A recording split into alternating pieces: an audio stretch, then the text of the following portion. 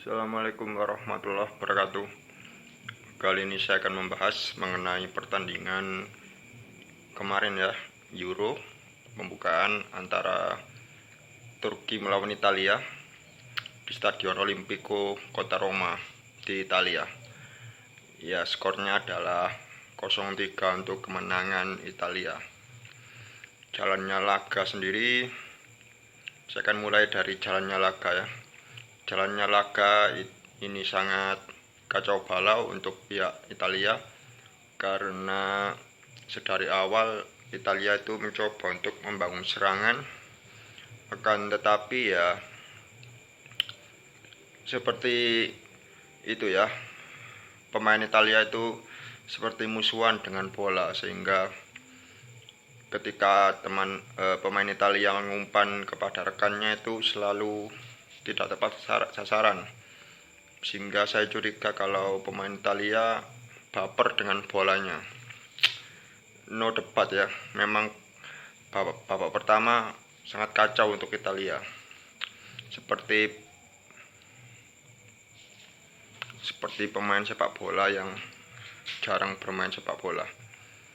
Sementara dari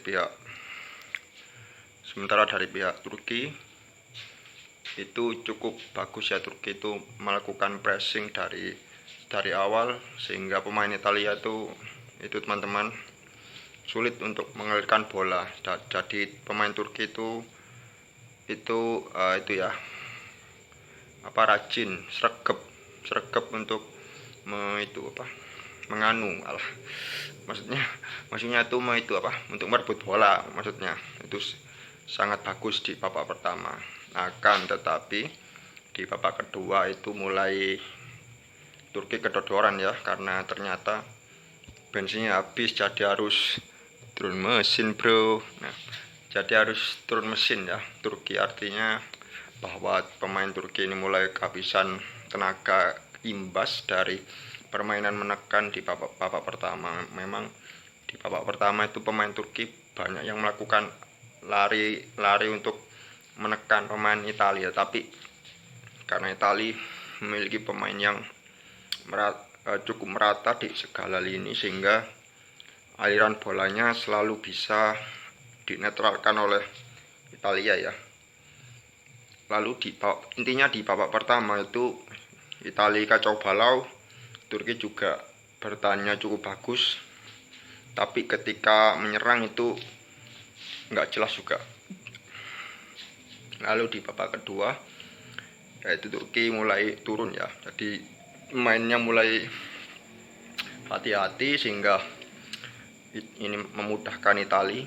Jadi Italia itu kemarin menurunkan full tim ya, pemainnya itu ada Donnarumma kiper. Jadi Italia menggunakan 4-3-3. Kipernya Donnarumma, bek kanannya Florenzi PSG, beknya Celini Bonucci dari Juventus, bek kiri Spinazzola, bek kiri dari Roma, lalu 3 gelandang Barella dari Inter, Jorginho dari Chelsea, Locatelli dari Sassuolo, dan 3 strikernya ada Berardi dari Sassuolo, Immobile dari Lazio, dan Lorenzo Insigne dari Napoli. Jadi memang kemarin pemain Italia itu ada yang tidak maksimal ya, yakni Locatelli, karena dia itu kayak itu loh, nggak itu mainnya nggak lincah teman-teman, kuaku banget, sehingga ketika mau didekati lawan pun dia jatuh sendiri. Nah itu saya bingung, ini pemain sudah lama latihan tapi kok mainnya seperti itu, masa belum direbut sudah jatuh sendiri. Ini kan lucu teman-teman, lucu beneran ya, parah pokoknya. Tapi untungnya memang Locatelli memperbaiki di babak kedua. Kalau jadi saya ganti Locatelli itu ya, intinya itu. Nah, lalu selanjutnya babak kedua itu Italia langsung mengganti pemain. Florenzi bek kanan diganti oleh Di Lorenzo, bek kanannya Napoli ya sama-sama saja, maksudnya ya itu posisi yang sama, dan juga mengganti siapa ya, satu pemain, sehingga ketika diganti Italia membuahkan hasil. Gol pertama itu bunuh diri ya, ternyata ini memecahkan rekor di mana ini menjadi gol bunuh diri pertama di Euro. Gol bunuh diri dari Demiral ya, backnya Turki, pemain Juventus ya, malah membobol gawangnya sendiri. Tapi memang gol pertama ini hasil kerja keras Berardi di sisi kiri.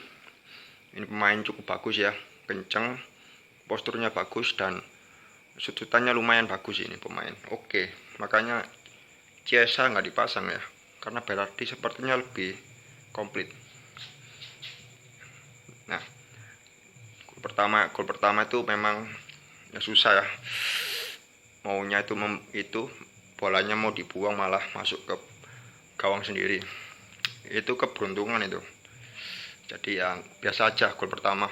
Terus gol kedua dari Immobile itu baru dari kerjasama dari crossing di bek kanan atau sayap kanan Italia, lalu diterima oleh Spinazzola bek kiri yang overlap sampai kotak penalti, mengontrol lalu menendang dengan kaki kanan, ditepis kipernya bagus ya. Tapi untung ada Immobile dengan finishing yang ciamik, mantap ya, karena bolanya ke arah pojok dan kipernya ketutupan, sulit. Makanya kiper jangan ditutupi ya, kalau bisa jangan tutupi, jangan kolong. Saya sampai curhat ini karena saya kiper teman-teman, bodoh amat. Nah, gol ketiga itu dari Insigne ya, itu saya tertidur teman-teman, maaf ya, ngantuk ya. Nah, sehingga skornya 3-0. Intinya evaluasinya untuk Turki ya, lini serangnya itu perlu dibenahi ya. Masya Allah teman-teman, bola dari tengah ke depan tuh nggak pernah sampai strikernya itu. Jadi saya rasa gelandang dan pemain sayapnya itu kurang padu. Sementara tapi Turki juga punya masalah di babak kedua, itu udah habis staminanya ya. Mungkin pelatihnya perlu menggenjot fisiknya kayak Sintayong ya. Indonesia lagi, males saya bahas Indonesia, nggak males saya bahas apa, mau apa saya ini, kacau belas ya. Tapi saya tetap dukung Indonesia intinya ya, walaupun kalah yang penting menang. Nah, terus apa itu, lupa kan. Nah, evaluasi untuk Italia evaluasinya itu adalah bagus ya, cuma ya itu tadi loh, masa sama pemain Italia sama bola itu musuhan teman-teman, kayak musuhan, nggak mau deket, bolanya itu selalu menjauh sendiri. Itu saya bingung, masa pemain Italia itu kan sepak bola Eropa terkenal dengan Catenaccio, masa membangun serangan kayak begitu teman-teman, nggak jelas ya, bingung saya melihatnya itu, bingung. Jadi evaluasinya mungkin ya skemanya tolong ya Roberto Mancini pelatih Italia itu dibenerin ya. Malu saya kalau lihat main bola kayak begitu, itu gak jelas ya. Aduh, aku sampai ngeluh untuk Italia ya. Jadi ya itu evaluasi dari saya. Dan mohon maaf saya nggak bisa nge-review Wales dan Swiss, ternyata saya kena PHP karena ternyata di televisi itu ada di jadwal, tapi ketika di jamnya itu ternyata ganti sinetron RCTI loh. Pokoknya sinetron RCTI, kita kena invasi sinetron. Males saya pokoknya kalau sinetron tuh. Jadi sekian dari saya akan nge-review Belgia dan itu ya Rusia.